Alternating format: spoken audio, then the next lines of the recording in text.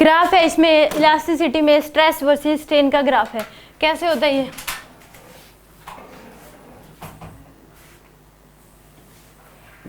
ऐसे ग्राफ बनता है ये, ठीक है। तो इस केस में इधर क्या लिखा हुआ है, वाई एक्सिस पे स्ट्रेस और एक्स एक्सिस पे स्ट्रेन। तो यहाँ से ये मान लो पॉइंट ए है, ये पॉइंट बी है, ये पॉइंट सी और ये पॉइंट मान लो डी है और ये पॉइंट क्या है, ई। तो इस केस में यानी कि वाई एक्सिस पे लिखा वाई एक्सिस पे स्ट्रेस है और एक्स एक्सिस पे क्या है, स्ट्रेन है। तो यहाँ तक ए से लेके बी तक, इस पॉइंट को बोलते हैं, बी पॉइंट को बोलते हैं लिमिट ऑफ प्रोपोर्शनलिटी। क्या बोलते हैं बी पॉइंट को? Limit of proportionality. B point को क्या बोलोगे आप? लिमिट ऑफ प्रोपोर्शनलिटी, या फिर इसको हुक्स लिमिट भी बोल सकते हो। ए से लेके बी तक क्या है, हुक्स लिमिट है, यानी कि स्ट्रेस जो है वो क्या होगा, डायरेक्टली प्रोपोर्शनल होगा किसके, स्ट्रेन के। यानी कि ओ ए से लेके बी तक स्ट्रेस जो है वो क्या होगा, डायरेक्टली प्रोपोर्शनल होगा क्या, किसके, स्ट्रेन के। डायरेक्टली प्रोपोर्शनल होगी इसके स्ट्रेन के। यानी कि यहाँ तक ए से लेके बी तक जो है स्ट्रेस क्या होगा, डायरेक्टली प्रोपोर्शनल होगा स्ट्रेस के। इसको क्या बोलते हैं, हुक्स रीजन बोलते हैं, हुक्स लिमिट बोलते हैं इसको।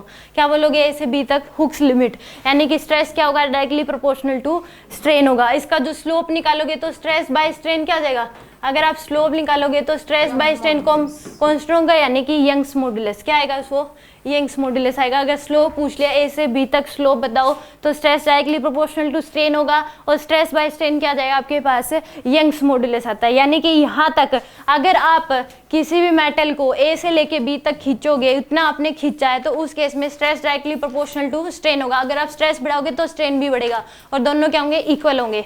उसको बोलते हैं हुक्स लिमिट। और ये हुक्स लॉ भी स्ट्रेस डायरेक्टली प्रोपोर्शनल क्या होगा, स्ट्रेन के। और यहाँ पे इसका स्लोप क्या आ जाएगा, स्ट्रेस बाय स्ट्रेन क्या होगा आपके पास, यंग्स मॉड्यूलस, गामा यानी कि यंग्स मॉड्यूलस। अब इसके बाद बी से लेके सी तक, बी से लेके सी तक क्या होता है इस केस में, बी से लेके सी तक इसको बोलते हैं इलास्टिक लिमिट या फिर इलास्टिक रीजन। इसको क्या बोलते हैं, इलास्टिक लिमिट। इस पॉइंट को बीच में कहीं यहाँ पे आप स्ट्रेस तो क्या हो रहा है, कम बढ़ रहा है, स्ट्रेन क्या हो रहा है इस केस में, ज्यादा बढ़ रहा है। यहाँ पे stress directly proportional to strain नहीं है। बी से सी तक stress directly proportional to strain नहीं होता। बी टू सी जो है स्ट्रेस क्या होगा, directly not directly proportional to strain. After B जो है stress not directly proportional to strain. But यहाँ तक सी पॉइंट तक अगर आप खींचोगे तो भी वो अपनी ओरिजिनल शेप साइज में आएगी। आफ्टर बी अगर आपने उसको खींच दिया, डिफॉर्मिंग फोर्स आपने लगा दिया और फिर डिफॉर्मिंग फोर्स आपने हटा दिया, तो भी वो क्या होगी, अपनी ओरिजिनल शेप साइज में आ जाएगी। उसको बोलते हैं इलास्टिक लिमिट। उसको क्या बोलते हैं, इलास्टिक लिमिट। यानी कि बी से सी तक क्या बोलोगे आप, इलास्टिक रीजन बोल दे या फिर इलास्टिक लिमिट। यानी कि after removal of deforming force body get remain its original shape size. Body क्या होगी, अपनी दोबारा से अपनी ओरिजिनल शेप साइज में आ जाएगी। After removal of deforming force then body get remain its original shape size. और बॉडी क्या होगी उस केस में, ओरिजिनल शेप साइज में आ जाएगी। कहाँ तक आएगी वो, सी तक ही अगर आपने उसको खींचा है तो उसको क्या बोलते हैं आप, इलास्टिक लिमिट बोलते हैं। क्या बोलोगे उसको, इलास्टिक लिमिट। यानी कि अभी भी वो परफेक्टली इलास्टिक की तरह बिहेव करेगी। परफेक्टली इलास्टिक क्या होगा, यानी कि अगर डिफॉर्मिंग फोर्स आपने हटा दिया तो वो 100% क्या कर लेती है, अपनी ओरिजिनल शेप साइज को रिगेन कर लेती है। ठीक है, फिर सी से लेके डी तक इसको बोलते हैं प्लास्टिक लिमिट। क्या बोलते हैं इसको, प्लास्टिक लिमिट। यानी कि सी के बाद भी आप उसको खींच रहे हो, डिफॉर्मिंग फोर्स लगा रहे हो, तो उस केस में क्या होगा कि वो खिंच जाएगा। बट आप जैसे ही डिफॉर्मिंग फोर्स हटाओगे वो अपनी ओरिजिनल शेप साइज में नहीं आती और परमानेंट कुछ ना कुछ स्ट्रेन उसमें रह जाता है। परमानेंट क्या होगा उस केस में, कुछ ना कुछ स्ट्रेन रह जाएगा। मान लो यहाँ तक आपने खींचा तो परमानेंट उस केस में क्या रह जाता है, कुछ ना कुछ स्ट्रेन, परमानेंट स्ट्रेन रह जाएगा उसमें। क्या रहेगा उस केस में, परमानेंट स्ट्रेन रह जाएगा। इसको बोलते हैं प्लास्टिक लिमिट। जैसे प्लास्टिक को आप खींचते रहते हो तो वो क्या होता रहता है, थिन हो जाता है। एक लिमिट के बाद भी अगर आप उसको खींचते हो तो वो क्या होगा उस केस में, थिन होता रहता है, तो यानी कि उसको क्या बोलते हैं, प्लास्टिक लिमिट थिनिंग वायर, यानी कि वायर जो है जो आप खींच रहे हो मेटल, वो क्या होने लग जाता है, एक थिन वायर की तरह बिहेव करने लग जाता है, यानी कि flow like a liquid, liquid की तरह ऐसे फ्लो होने लग जाएगा। ठीक है, आपको कम स्ट्रेस लगाना पड़ेगा बट स्ट्रेन क्या हो जाएगा उसमें ज़्यादा जाता है। जैसे स्प्रिंग, मान लो कंपैरिजन कर लो कि मान लो स्प्रिंग है, एक लिमिट तक खींचते हो तो दोबारा से अपनी ओरिजिनल शेप साइज में आता है, बट एक लिमिट से भी ज़्यादा खींच दिया आपने, यानी कि प्लास्टिक लिमिट में आ गया, तो वो क्या हो जाता है, डिफॉर्मिंग रह ही जाता है, परमानेंट रिगेन नहीं करता अपनी ओरिजिनल शेप साइज को। तो यानी कि अगर सी के यहाँ से सी से लेके डी तक क्या बोलते हैं, इसको प्लास्टिक लिमिट बोलते हैं, यानी कि इसके बाद परमानेंट स्ट्रेन रह जाएगा, इसमें क्या होगा, परमानेंट स्ट्रेन रह जाएगा। और डी से बाद में डी से ई तक जो है इसको फ्रैक्चर पॉइंट, ई पॉइंट को बोलते हैं फ्रैक्चर पॉइंट बोल दो या रप्चर पॉइंट बोल दो, रप्चर या फिर फ्रैक्चर पॉइंट।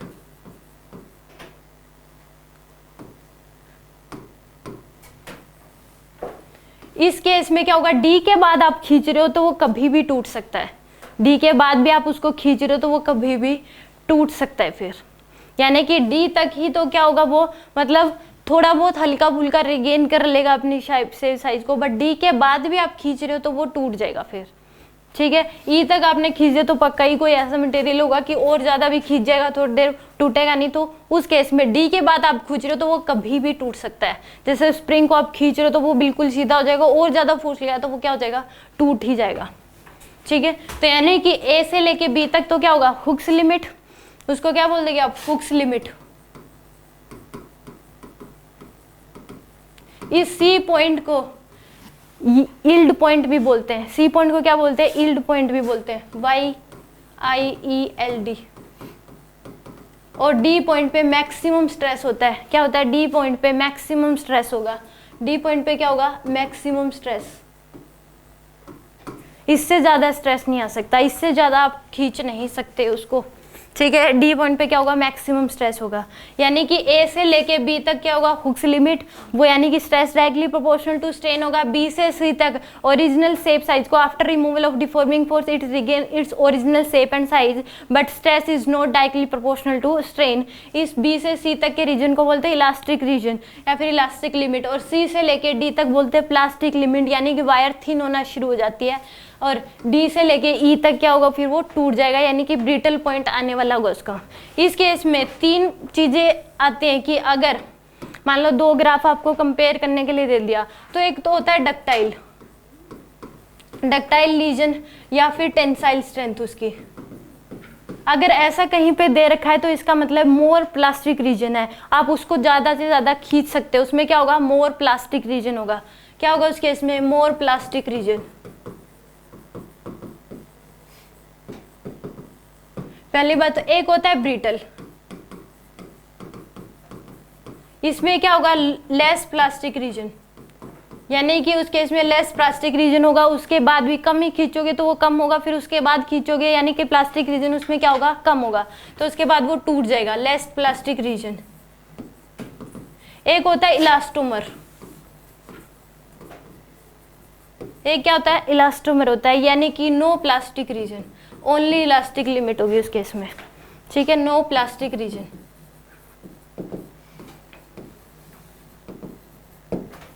ठीक है, ये तीन पूछ लेते हैं, नो प्लास्टिक रीजन यानी कि ओनली इलास्टिक लिमिट होगी उसमें। आप खींचोगे तो एक वैसा मटेरियल होगा, आप खींचोगे वो ओरिजिनल शेप साइज में जाएगा, अगर उसके बाद आप खींच रहे हो तो वो टूट ही जाएगा फिर, यानी कि उस केस में कोई प्लास्टिक रीजन नहीं होता। क्या होगा, वो इलास्टोमर बहुत कम होते हैं, रेयर ही होते हैं इलास्टोमर के, उस केस में प्लास्टिक रीजन हो ही ना, एक लिमिट तक आपने खींचा ओरिजिनल शेप साइज में, उसके बाद आप खींच रहे हो तो वो टूट ही जा रहा है।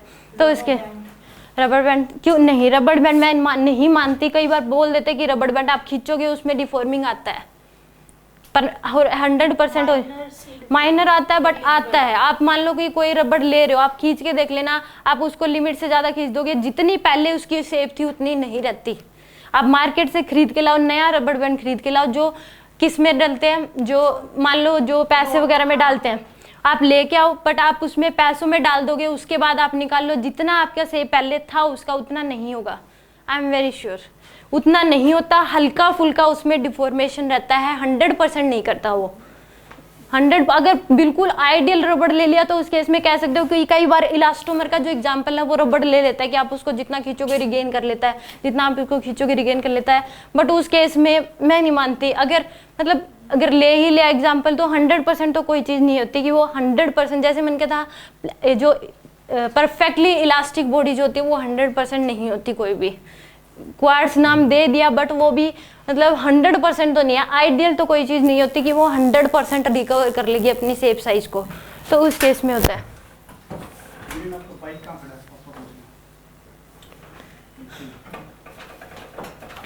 यहाँ तक कोई डाउट है? ये ग्राफ समझ आ गया? कोई पूछना है कुछ इसमें? यानी कि ये स्ट्रेस वर्सेस स्ट्रेन का ग्राफ है ऐसे। तो आप ध्यान देना कि अगर आपको पेपर में भी लिखा गया है तो स्ट्रेस वर्सेस स्ट्रेन ही हो। अगर यहाँ पे स्ट्रेस लिख रखा है यहाँ स्ट्रेन, तो सब कुछ उल्टा हो जाएगा। फिर जो स्ट्रेस बाय स्ट्रेन की जो वैल्यू है वो क्या आ जाएगी? फिर 1/गामा आ जाएगी। वो क्या आ जाएगी? फिर 1/गामा। अब मान लो कि इस केस में क्वेश्चन है कि अगर मान लो आपको ऐसे दे दिया, यहाँ पे दे दिया आपको स्ट्रेन और यहाँ पे दे दिया आपको स्ट्रेस, ग्राफ तो ऐसे ही बनेगा। मान लो ऐसे बना दिया, ठीक है, और एक ग्राफ आपको ऐसे दे दिया, तो किस में ज्यादा टेंसाइल स्ट्रेंथ है? ये मान लो P ग्राफ है और ये Q ग्राफ है, तो किस में ज्यादा टेंसाइल स्ट्रेंथ है? Q में कैसे होगी? इसमें P में है जिसमें प्लास्टिक रीजन ज्यादा होगा। इसमें प्लास्टिक रीजन मान लो यहाँ तक इलास्टिक लिमिट है, उसके बाद भी तो खींच रहे हो आप। जिसमें ज्यादा प्लास्टिक रीजन होगा वो ज्यादा डक्टाइल होगा और वो ज्यादा टेंसाइल स्ट्रेंथ होगी, ज्यादा खींच सकते हो आप उसको। तो फिर इस केस में स्ट्रेस, इसको पलट के देखो किस में ज्यादा है। आप इसको मिरर इमेज बनाओ। क्या बनाओ? इसको मिरर इमेज बनाओ। तो कैसी बन जाएगी? इसी का ग्राफ देखो। मान लो यहाँ पे स्ट्रेस लिखा होता है, यहाँ पे स्ट्रेन। तो मैं बनाना मतलब आप कॉपी पे ड्रॉ करके बना लो। उस केस में ये ऐसा ही होगा। इसको उल्टा कर लो, आप उल्टा करके सोचो ऐसे। तो किस ग्राफ कैसे बन रहा था? आप स्ट्रेस वर्सेस स्ट्रेन का ग्राफ बताओ कैसे बन रहा था। यहाँ पे स्ट्रेस है, यहाँ पे क्या है? स्ट्रेन है। तो ग्राफ जो है वो ऐसे बन रहा था, ऐसे बन रहा था। तो यहाँ से यहाँ तक तो क्या था? Elastic limit. उसके बाद अगर खींच रहा तो वो क्या होगा? प्लास्टिक लिमिट से यहाँ पे स्ट्रेस लिखा हो चाहे यहाँ पे स्ट्रेन लिखा हो। तो यहाँ तक क्या है? यहाँ तक तो क्या होगा? ग्राफ जब स्ट्रेट बनाए तो क्या होगा? वो हुक्स लिमिट है, stress directly proportional to strain होगा। जिसके बाद यहाँ से क्या होगा? कुछ इलास्टिक लिमिट आएगी। उसके बाद भी आप खींच रही हो तो बिल्कुल हल्का सा ही आपने खींचा, प्लास्टिक रीजन ना के बराबर। इसमें तो इसके बराबर ना के बराबर है, क्योंकि इसमें भी तो स्ट्रेस डायरेक्टली प्रोपोर्शनल टू। मैंने ब्रिटनली किस में ज्यादा टेंसाइल स्ट्रेंथ होगी, किसको ज्यादा खींच सकते हो आप? इसमें देखो यहाँ पे स्ट्रेस लिखा हो तो स्ट्रेस की वैल्यू तो कम बढ़ रही है। देखो ग्राफ उल्ट, देखो ग्राफ भी तो उस तरीके से बनाया गया। यहाँ पे स्ट्रेस है ना, यहाँ पे स्ट्रेन है। हमने क्या देखा था कि इस पॉइंट के बाद अगर आप खींचोगे तो स्ट्रेस जो है वो कम लगाओगे, स्ट्रेस कम बढ़ रहा है, स्ट्रेन ज्यादा। तो यहाँ पे स्ट्रेस देखो कितना कम है और स्ट्रेन देखो कितना ज्यादा बढ़ रहा है। समझ में आ गया? अब यहाँ पे देखो, यहाँ से लेके यहाँ तक देखो, अब इस पॉइंट से इस पॉइंट तक गए आप, स्ट्रेस तो इतना ही बढ़ा और स्ट्रेन देखो कितना ज्यादा बढ़ गया। इसके कंपैरिजन में अगर देखोगे तो स्ट्रेन की वैल्यू जो है वो ज्यादा है। मतलब इसको हल्का सा, स्ट्रेन की वैल्यू हमेशा क्या होगी? ज्यादा होती है। यहाँ से इस पॉइंट तक स्ट्रेस डायरेक्टली प्रोपोर्शनल स्ट्रेन होगा, बट उसके बाद जितना आप स्ट्रेस लगाओगे स्ट्रेन उससे ज्यादा होगा। डायरेक्टली प्रोपोर्शनल नहीं होता, स्ट्रेस कम होगा स्ट्रेन ज्यादा होगा। ठीक है, तो इस केस में इसमें इस पॉइंट के बाद जो ज्यादा खींच रहा है यानी कि प्लास्टिक रीजन इसमें ज्यादा है और इसमें क्या है? कम है। ये मोर डक्टाइल है, ये क्या है? लेस डक्टाइल है। और इस केस में मान लो स्ट्रेस बाय स्ट्रेन का अगर रेशियो पूछ लिया तो किसका ज्यादा है?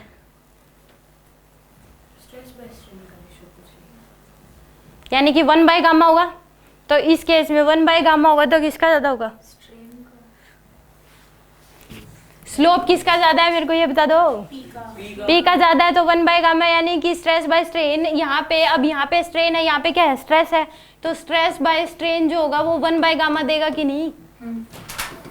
क्या देगा वो? 1/गामा। और गामा किसका ज्यादा है? P का ज्यादा है। तो इसका मतलब स्ट्रेस बाय स्ट्रेन की वैल्यू इसकी कम आएगी ना। कई बार क्योंकि उस केस में ये डायरेक्ट नहीं देगा, वो तो सीधा पूछेगा स्लोप किसका ज्यादा। आप तो देखोगे इसका स्लोप ज्यादा है तो इसको टिक कर दिया। तो इस केस में यानी कि स्ट्रेस बाय स्ट्रेन यहाँ पे 1/गामा दे रहा हो, जिसका गामा ज्यादा उसकी स्ट्रेस बाय स्ट्रेन की वैल्यू कम। तो यानी कि P की कम है और इसकी क्या है? ज्यादा है। उल्टा करके देखोगे, यहाँ पे स्ट्रेस लिखा होता है, यहाँ पे स्ट्रेन लिखा होता, फिर आप कह सकते थे P का ज्यादा है और Q का क्या है? कम है।